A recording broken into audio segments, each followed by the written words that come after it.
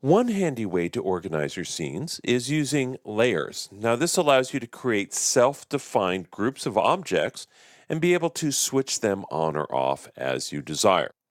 So let's take a look at this scene, which is a little complicated here. And this is basically a room with a background and some furniture.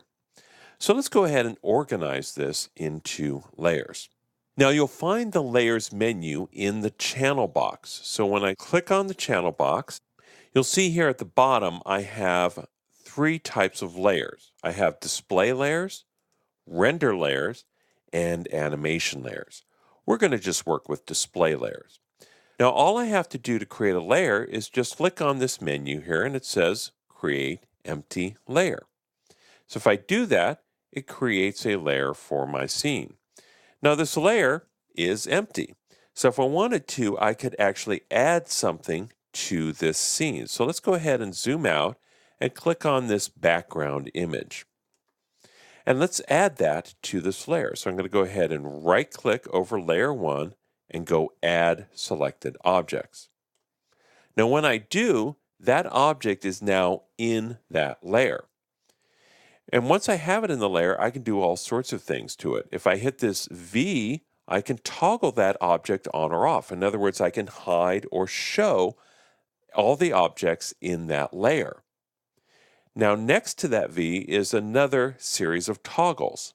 I can toggle it to T, which is template mode, which shows the object but doesn't allow me to select it. It kind of grays out the wireframe of that object. The next mode is called R, which allows the object to be rendered but not selected. So you can actually see the object, but it freezes it so that you can't select the object. Now this can be really handy. You can take a lot of objects in a scene, put them into a layer so that you can see them, but you don't accidentally select them. You can also name your layers. So we have this background image in our layer. So let's go ahead and name this. So I'm going to go ahead and double click on this, and you'll see we have an edit layer menu that comes up, and we could just call this background. And we can go ahead and hit save, and now we have a background image. Now let's do the same for the objects in the room. So I'm going to go ahead and keep this background on R for reference, and then I'm just going to go ahead and select here. That selects basically the walls and the painting of the room, and then hold down Shift Select, and I'm going to select the floor. So now I've basically got everything in the room, and I'm going to create another layer. But this time I'm going to go Layers, Create Layer from Selected. So what this does is allows me to create a layer from the objects that I've already selected. It's a little bit quicker than creating an empty layer. And now I have this second layer. And again, I can turn that layer on or off. I can template that, or I can turn it to R to make it reference. So now once I have this in reference mode, I can't accidentally select it. If reference is off, I might accidentally select the floor or the walls if I wanted to select some furniture in the room. And maybe I don't want that. So I can, again, turn it to reference, and I've got that selected.